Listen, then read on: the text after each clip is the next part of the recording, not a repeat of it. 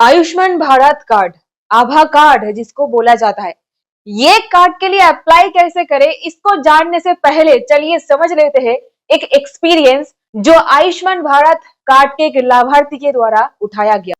तो आज जानेंगे एक ऐसा केस के बारे में जहां पर आयुष्मान भारत जो कार्ड है उसमें इस लाभार्थी को कोई बेनिफिट नहीं मिला है, ऐसा ही इनका कहना था। बहुत सारे लोग ये विश्वास करते हैं कि पीएम जय आयुष्मान भारत हेल्थ स्कीम के अंदर सारे चिकित्सा फ्री में हो जाता है। क्या ये सच है? आखिरकार ऐसा क्यों हुआ? जो कार्ड को बनाया ही जनता के लिए गया था और जनता को ही इसका लाभ नहीं मिल रहा है। तो चलिए समझ लेते हैं आज की इस वीडियो में एक लेटेस्ट जजमेंट के सहारे, क्योंकि ये मैटर आखिरकार कोर्ट तक पहुंच चुका था आयुष्मान भारत कार्ड के अंदर बेनिफिट ना मिलने के वजह से। सो हाय एवरीवन, मैं हूं एडवोकेट पापिया। आप देख रहे हो डिकोड दी लॉ, सिंपल और सरल भाषा में कानूनी ज्ञान, ताकि एक 10 साल के बच्चे को भी कानून पता चले। तो वीडियो को एक लाइक, चैनल को सब्सक्राइब और जरूरी से अपने दोस्तों के साथ शेयर कीजिएगा। तो केस का नाम है Shiv Dayal versus chief executive officer Ayushman Bharat Haryana health protection authority. ये रहा केस नंबर और जजमेंट का तारीख है 13 फरवरी 2026। शिव दयाल जी के द्वारा कंज्यूमर प्रोटेक्शन एक्ट में केस फाइल कर दिया जाता है हॉस्पिटल अथॉरिटी के खिलाफ। कहानी की शुरुआत कुछ इस प्रकार से होती है। शिव दयाल जो फीवर के चलते हॉस्पिटल में एडमिट होते हैं। कंप्लेनेंट यानी कि शिव दयाल यहाँ पर आयुष्मान भारत प्रधानमंत्री जन आरोग्य योजना का बेनिफिशियरी थे, जो एलिजिबल नागरिक को 5 लाख तक की कैशलेस मेडिकल ट्रीटमेंट प्रोवाइड करता है। अक्टूबर 2021 का ही बात है।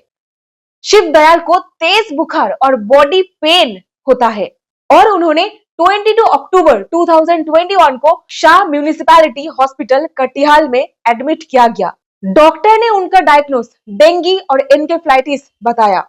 उनका ट्रीटमेंट हुआ, फिर आगे जाकर के उनका ट्रीटमेंट होता है और उन्हें डिस्चार्ज किया जाता है 30 अक्टूबर 2021 को। यहीं पर दोस्तों आती है पेमेंट की बारी कि खर्चा कौन उठाएगा। कंप्लेनेंट का कहना यह था कि उन्होंने हॉस्पिटल को आयुष्मान भारत कार्ड दिया था। कंप्लेनेंट का कहना यह था कि उन्होंने आयुष्मान भारत कार्ड के लाभार्थी है और बदले में हॉस्पिटल वाले उनको बताया कि पहले उन्हें ट्रीटमेंट का खर्चा खुद को पे करना पड़ेगा और बाद में उन्हें सरकार पैसा रीइंबर्स कर देगी।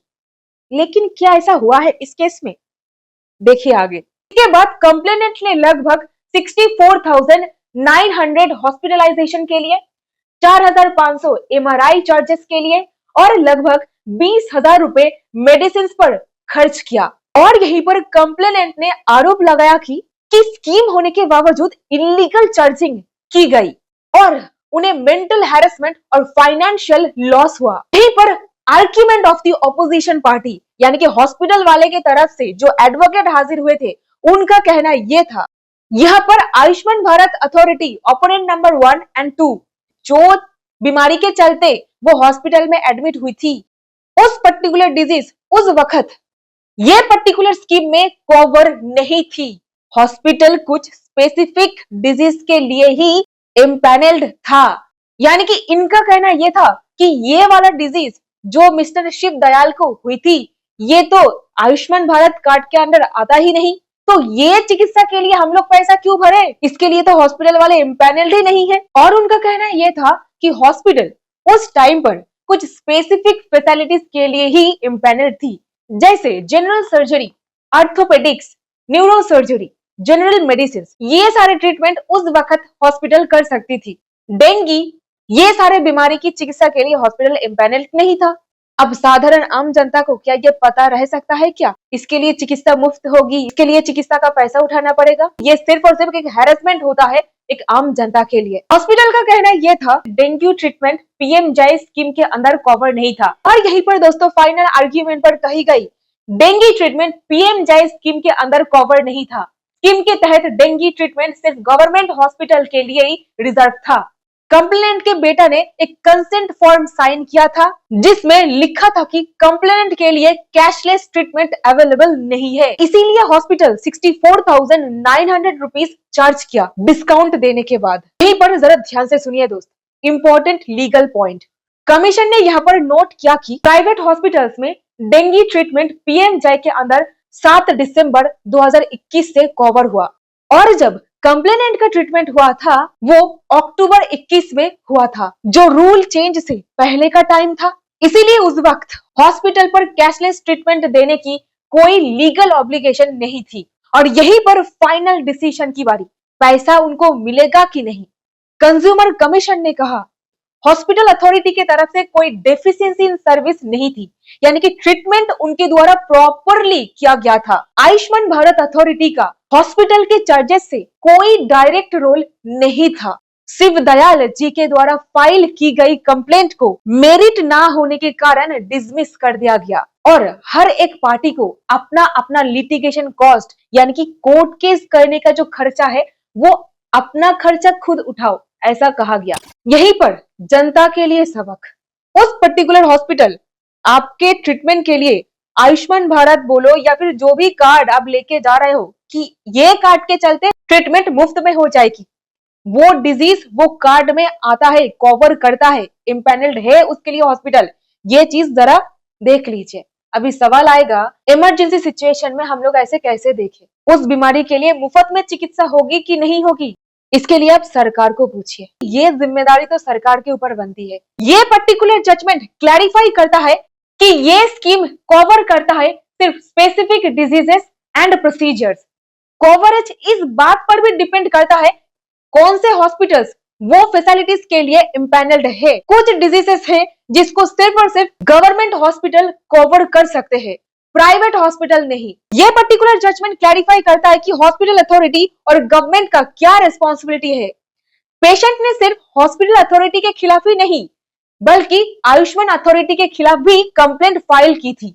कमीशन ने क्लैरिफाई किया सरकारी अथॉरिटीज सिर्फ स्कीम को चलाती है और उसके रूल्स सेट करती है। अगर ट्रीटमेंट स्कीम कवरेज के बाहर है तो हॉस्पिटल बिलिंग के लिए गवर्नमेंट अथॉरिटी रिस्पॉन्सिबल नहीं होती है, यानी कि सरकार उस परिस्थिति में हॉस्पिटल का खर्चा देने के लिए रिस्पॉन्सिबल नहीं होते हैं। देखिए यहाँ पर दो अथॉरिटी रिस्पॉन्सिबल है, एक हॉस्पिटल अथॉरिटी और एक गवर्नमेंट अथॉरिटी, और ये दोनों के रिस्पॉन्सिबिलिटीज के बीच जो अंतर है कंज्यूमर डिस्प्यूट में बहुत इंपॉर्टेंट रोल प्ले करता है।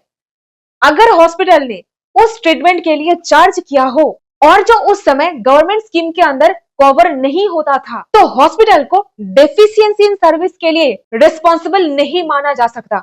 इसीलिए अगर कोई पेशेंट को ये लगता है कि ट्रीटमेंट फ्री में होना चाहिए था, तभी कोर्ट ये चीज चेक करेगा, जैसे कि स्कीम गाइडलाइंस, कवरेज की डेट, एम्पैनलमेंट कंडीशंस। बहुत से बेनिफिशियरीज ये एज्यूम कर लेते हैं कार्ड है मतलब ट्रीटमेंट फ्री मिलेगा, लेकिन रियलिटी में सिर्फ स्पेसिफिक ट्रीटमेंट पैकेज ही कवर होता है।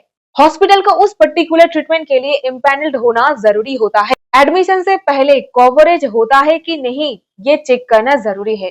कंसेंट फॉर्म हमेशा ध्यान से पढ़ करके साइन करे, ध्यान पूर्वक हर एक क्लॉजेस को पढ़े। ये पर्टिकुलर जजमेंट सिखाती है कि गवर्नमेंट हेल्थ इंश्योरेंस स्कीम का कुछ कंडीशंस और रूल्स होते हैं। पेशेंट को ट्रीटमेंट लेने से पहले उन कंडीशंस को वेरीफाई कर लेना चाहिए ताकि फ्यूचर में डिस्प्यूट्स ना हो।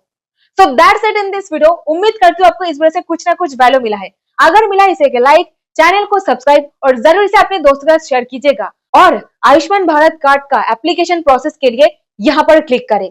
तो मिलती हूँ ऐसी और वीडियोस के साथ। बहुत बहुत धन्यवाद।